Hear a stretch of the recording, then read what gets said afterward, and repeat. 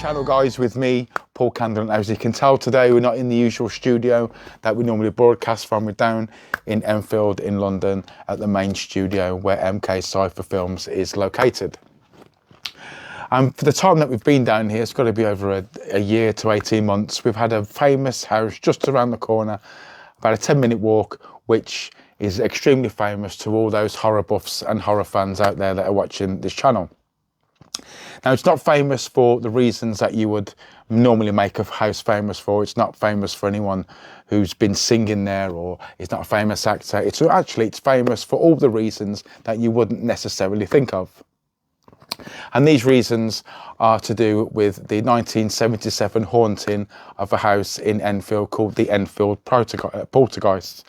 That was a main feature, or the main idea and brainchild behind a few Hollywood blockbuster movies that you would all know back at home, such as likes of The Conjuring and so on and so forth.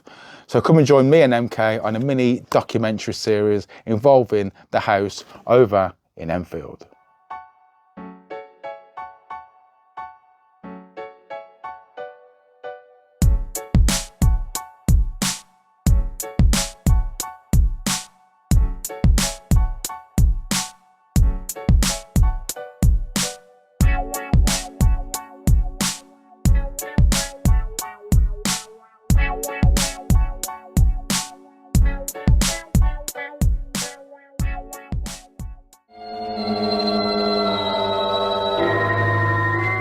There's a house in a terraced street in Ponders End, North London, where the events of the past 2 months have baffled all who've heard about them and scared the life out of those who've been directly involved.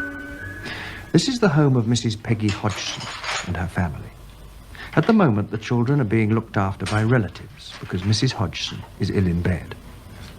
The sequence of bizarre happenings which unfolded round these children and their mother in September have made the walls of the house rattle with the impact of flying objects and the sound of mysterious knockings. So as you can see, folks, London isn't the same place as it was 50 years ago. As you can see from the layout just here in Enfield, the roadworks are taking place, the structures are constantly changing, and it's no different to where we're going today. The road layout would have changed from the 1970s, but one thing that hasn't changed are the stories of the people that were actually there. Now, obviously, most of the people that were there at the time have now passed away, sadly passed away, but the people, the two girls, I think it was Janet and Margaret, that the incident actually happened to, are still with us, are still here today. And ironically, they actually came back to the property back in 2016 just to see if anything had changed or if they could feel anything. And I think it was Margaret, the one that actually went back in 2016, actually couldn't enter the house due to obviously the events that happened previously. How many really are there, Margaret? I think so far we've had 10 sensible voices, but the rest of the names are absolute rubbish.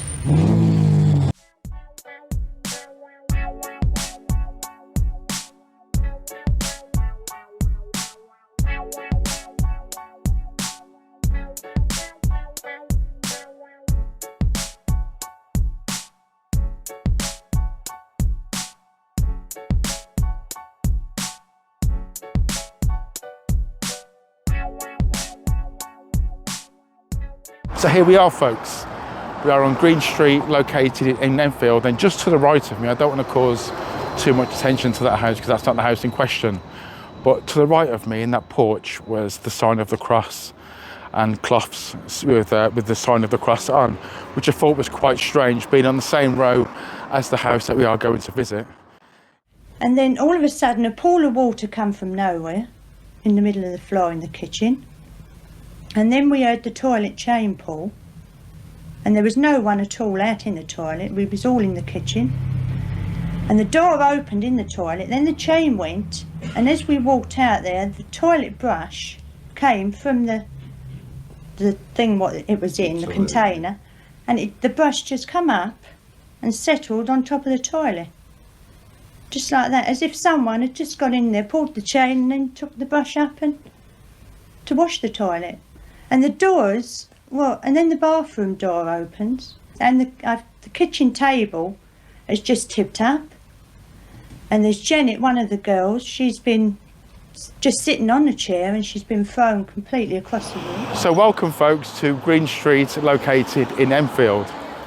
And they're located on the right hand side of me is the house in question, the house that housed the Poltergeist of Enfield.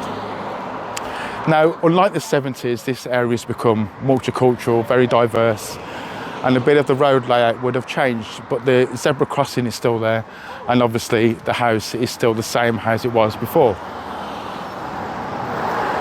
But as you can soon see, as we do cross the road safely, the house that is located to the right of me is the house in question, very unassuming unless you actually knew the history behind the house itself. And if you were to believe the story that was filmed at that house on the right hand side of me, it was an entity or a poltergeist, or do I dare say the devil himself, that had possessed two girls called Janet and Margaret. And Janet and Margaret were the centre of attention of all this activity that was going on inside of that house. And much like the Elm Guest House, that was also located in the south of London, today we're in the northeast of London, it housed some real horror stories regarding obviously children and families, and much like the house here in Enfield, it holds the same sort of thing but on a different end of the spectrum. Now, when you're talking about physical people doing some physical harm, some real degrading things, it's not only to humans but to children in themselves, it puts a whole different perspective on the situation that's happening. And much like the house that was located down there, it was centred around two children that were possessed by the devil himself. Check this out. 11-year-old Janet Hodgson appears to be the focus of many of the strange happenings in Green Street. But they also affect her 14-year-old sister, Margaret, and their younger brother, Billy. One of the first manifestations was when Lego bricks began to fly at high speed around the living room. How does it feel to be haunted by a poltergeist? It's not haunted. Shut up. Why isn't it haunted? I don't know. Does it frighten you, the things that happen here? Oh, well, it did first, but now I've got more used to it. The one thing I did find really strange about this house was I've been following the story about this house for about the last 5 or 6 years. And when I first located the house on Google Maps, there was a sign in the window saying, "God lives here. This is God's house." And if you put this address in Google Maps, it will show you, as you can quite clearly see, a blurred out version of this house. Whereas if you was to look at Google Maps this side, you'll see a perfect shot of not only the house itself, but the whole street. Yet if you look at it from that side, looking back up to this side of the street, you will see that that side of the house has been censored. It's been blurred for one reason, and one reason only. Google do not want you to see that sign. Now, whether you're in Hollywood or whether you're in normal world, or if you're in politics, they're trying to censor Jesus. They're trying to censor anything to do with God and Christianity. Christianity has never been under attack so much as it is today. And Google are no different. And they don't want you to see the history behind the house, because it was a true documented event, and it was documented by many people, not only public that were located at that zebra crossing there. There was people like there was law enforcement, there was a lollipop man, there was members of the public that were waiting to cross the road and take the children to school. All witnessed the same event, and that event that started the ball rolling was seeing Margaret or Janet, I don't know which one it was exactly, but one of the two children floating horizontally past the window in full view of everyone. And it wasn't just a few people that saw this, it was about 17 people. Reported seeing an armchair levitate across the Hodgsons' living room. It came off the floor, or nearly a ½ inch, I should say, and I saw it slide off to the right, about 3.5 to 4 feet before it came to rest. I checked to see whether or not it could possibly have slid along the floor. I placed a marble on the floor to see whether or not the marble would go in the same direction as the chair did, and it didn't roll at all. I checked for wires under the cushion of the chair, and I could find no explanation at all. electronics engineer and an investigator for the Society for Psychical Research. Over here was Janet, and over here, in this bed here, was Margaret. It was in the same bedroom a month later, with all the family present, that Maurice Grosse first challenged the poltergeist to talk. And this was actually the result. You'll hear here the whistling first of all, and then the barking. And here is this noise.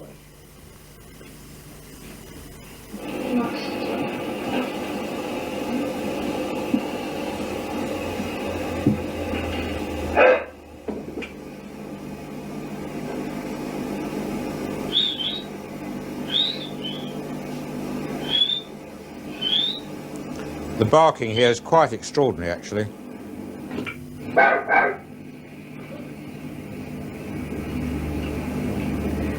We got a doggy here. I then said to it, you can whistle. I then, as I said on the tape here, I then said to it, if you can whistle and bark and groan, then you can talk. And I asked it to actually say my name. Oh, joking. Well, just a minute. We'll try again. I want you to call out my name. My complete name. Maurice Grosse. See if you can do that.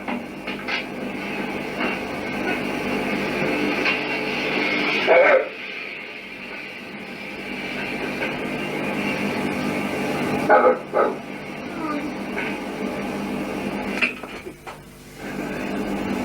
Very good. Let me hear you say my name again. Come on, let me hear you say my name.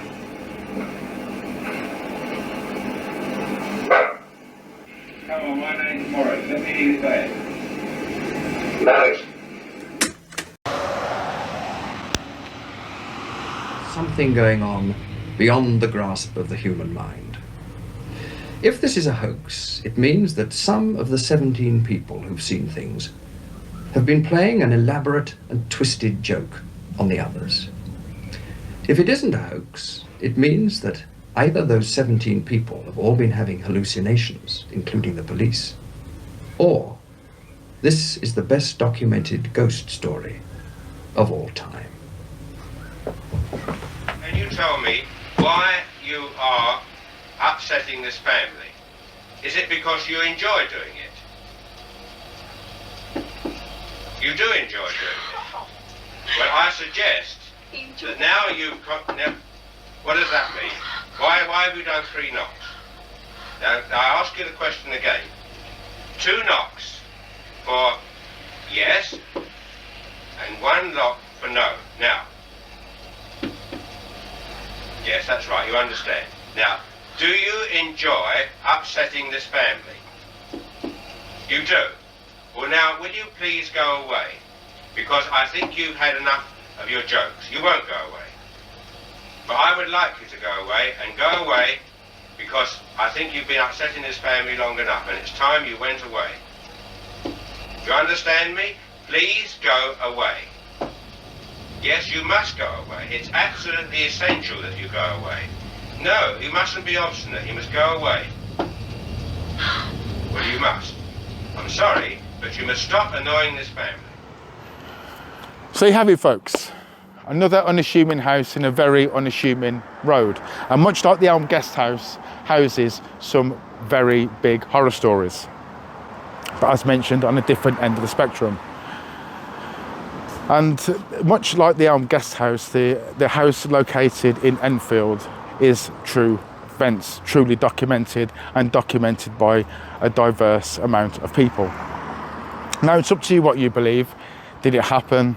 Was it a fake? And what you've got to remember is only 1 or 2 conclusions you can come to. If it was real, then it's the most real documented ghost event that's ever to be documented. Or it's a second choice, which is that it was fake. It was all put together, it was an all elaborate hoax. And if that was the case, then back in the late 70s, you didn't have the effects to hand as you have today. And you wouldn't be able to rig a house to pull off such an elaborate hoax as you would have today. So it leads me to conclude that this story is actually real.